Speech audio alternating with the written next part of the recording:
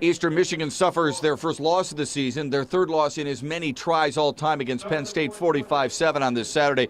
Rob, it's one of those situations, I know it's a cliche, but sometimes games are closer than the final score would indicate.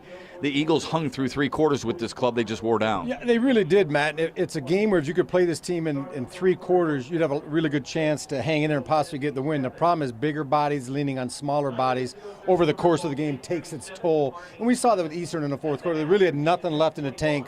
Penn State warmed down, and all of a sudden Penn State could run the ball.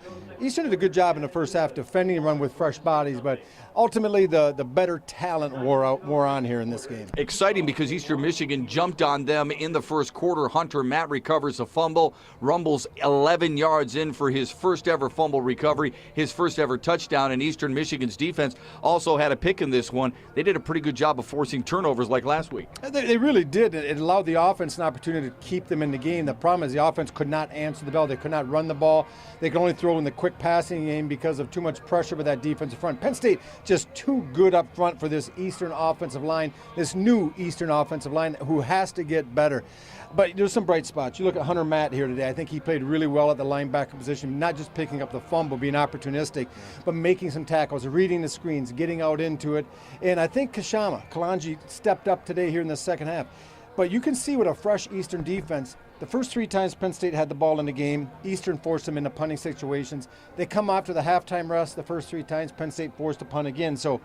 But ultimately, as I said earlier, Shep, they just warmed down and they couldn't hang on long enough. For what little it's worth, you felt like the corners did a really good job on covering Penn State too. Well, you're tackling Allen Robinson, a very talented wide receiver, not only in the Big Ten, but in the nation. And they did a really good job of containing him in the first half. Now, he got away in the second half, ended up with about 130 yards receiving and 7 catches and a touchdown. But overall, I thought you looked at Creer played well, Scott played well, coming up. Donald Coleman in the second half, he came in. And I thought Michael Swaim at the safety position came up and tackled well, better than he did last week.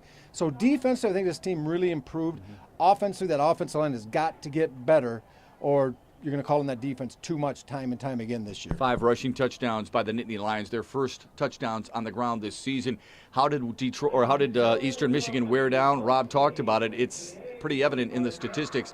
In the second half, Eastern Michigan's offense garnered just 44 total yards and had just 2 first downs. Next week, it's on the road, out of conference at Rutgers, first ever meeting between the two programs.